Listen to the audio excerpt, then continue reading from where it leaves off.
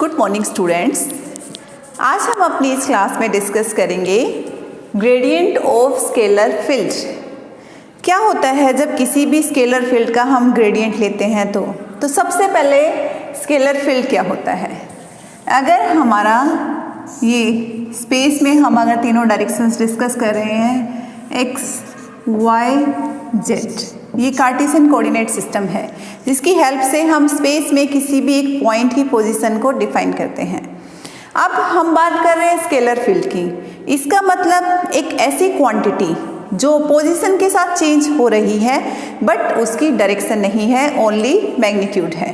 तो हमने मान के चलते हैं कि यहाँ पे जो स्केलर फील्ड की बात कर रहे हैं उस स्केलर फील्ड को हम रिप्रेजेंट कर रहे हैं फाई से।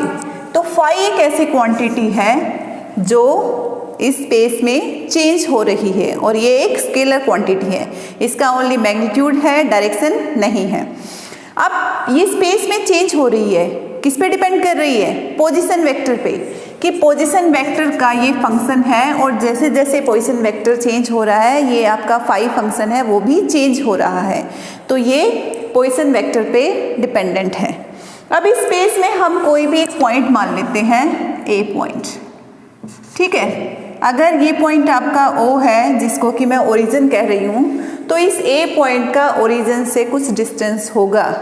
उस डिस्टेंस को मैंने कह दिया ओके, यहाँ से यहाँ तक जो ये है पोजीशन वेक्टर मेरा R से रिप्रेजेंट कर दिया। इसका मतलब A पॉइंट पे इस फाई फंक्शन की वैल्यू फाई R अगर यहाँ पे पोजीशन वेक्टर मैंने लिया है तो ये फाई R हो गई। अब ये R जो पोजीशन वेक्टर है वो क्या है? This R position vector is actually consist of components along x, y and z। कैसे हम लिख सकते हैं? x I cap plus y j cap plus z k cap. I, j, k these are directions along x axis, y axis and z axis and x, y, z are corresponding component of this R along x axis, y axis and z axis। तो हमारा R position vector है उसको हम लिख सकते हैं xi plus Y J plus Z K. अब phi is a function of R, so phi is also a function of x, y and z। I जो फाई है हमारा वो x, y, z का भी फंक्शन है। ओके, अब हम बात करते हैं कि जो हमारा फंक्शन है स्केलर फील्ड में, यहाँ पे जो हमारा फंक्शन है ये फाई है, फाई क्वांटिटी है वो चेंज हो रही है। हम मान के चले कि यहाँ से यहाँ तक किसी B पॉइंट तक हमने मोमेंट किया, A पॉइंट से B पॉइंट तक जब मोमेंट किया तो यहाँ से यहाँ तक आपका जो डिस्प्लेसमेंट है वो कुछ चेंज हुआ। उस चेंज इन डिस्प्लेसमेंट को रिप्रेजेंट कर देते हैं dr से। तो ये dr क्या है? अब ये dr क्या है? Change in position vector when we are moving from A point to B point। और इस dr के का कंपोनेंट आपका x के अलोंग भी होगा, y के अलोंग भी होगा, z के अलोंग भी होगा। अब जो इसके कंपोनेंट x, y, z के अलोंग होंगे वो कंपोनेंट क्या होंगे आपके? वो कंपोनेंट आपके डिफरेंट हो सकते हैं। ऐसा कह सकते हैं कि जो x के अलोंग चेंज था पोजीशन वेक्टर का that may be greater than the change along y और चेंज अलोंग z।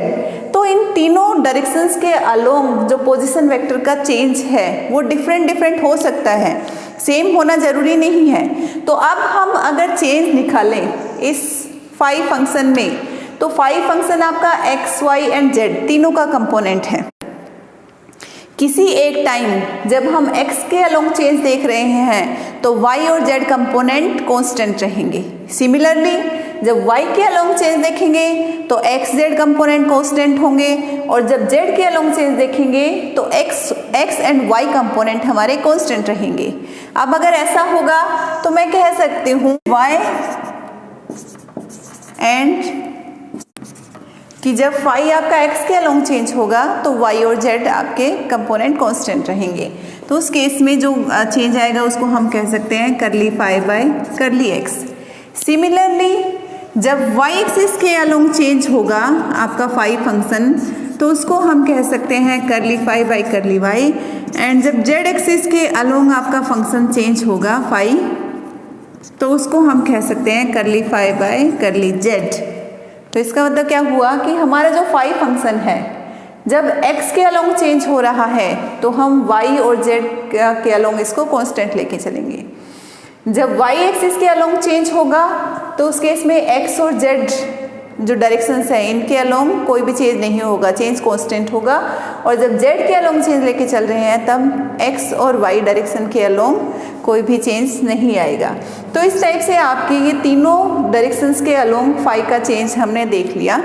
टोटल अगर डी फाई हम चेंज देखना चाहें, अगर कहते हैं टोटल जो हमारा फाई फंक्शन है उसमें चेंज डी फाई हुआ इस डिस्प्लेसमेंट के अलोंग, तो उस केस में आपका डी फाई जो आएगा टोटल वो क्या आ रहा है, x के along change curly phi by curly x into D X, y के along change curly phi by curly y into D Y, and z के along change curly phi by curly z into D Z.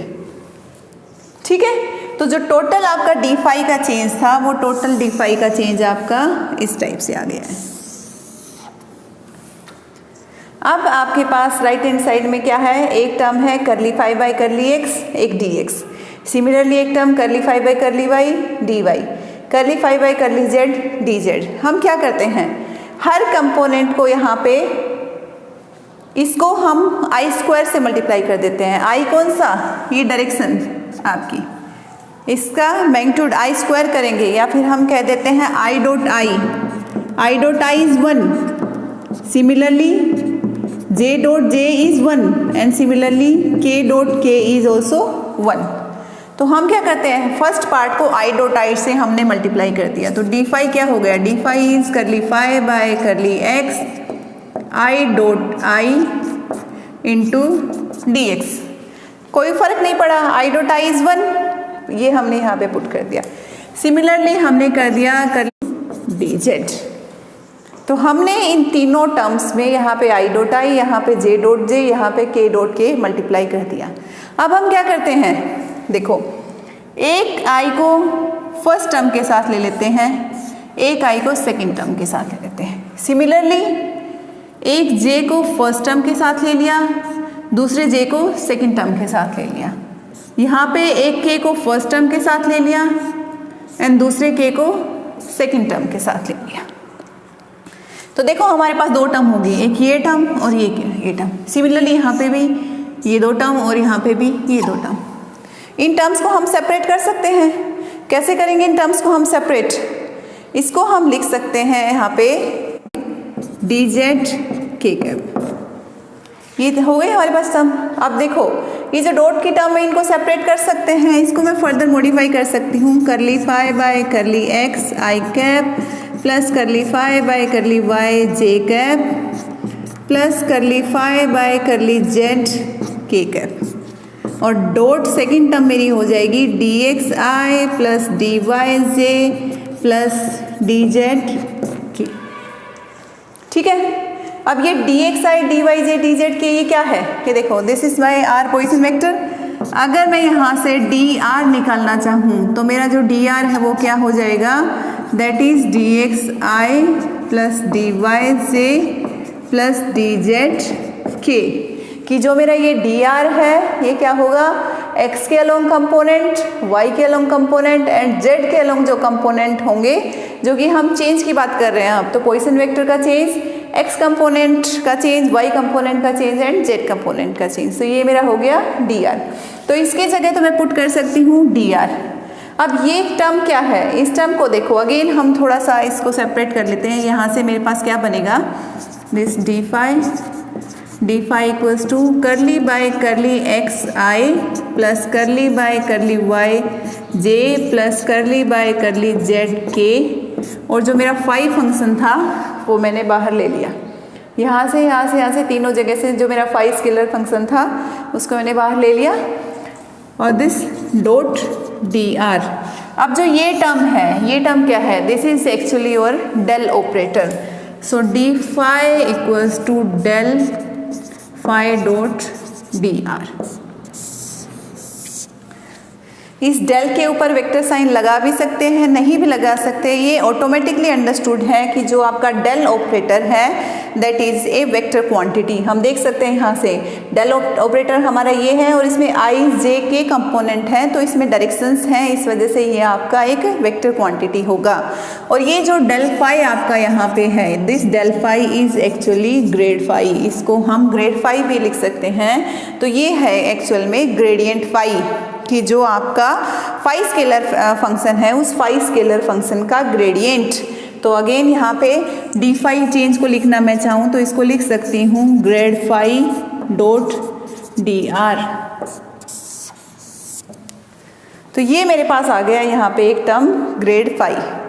तो हमने क्या किया, हमने gradient निकाला किसी भी एक स्केलर फील्ड का, तो उसमें हमने स्केलर फंक्शन लिया और उस स्केलर फंक्शन के हमने चेंज को देखा एक्स वाई जेड डायरेक्शन के अलोंग।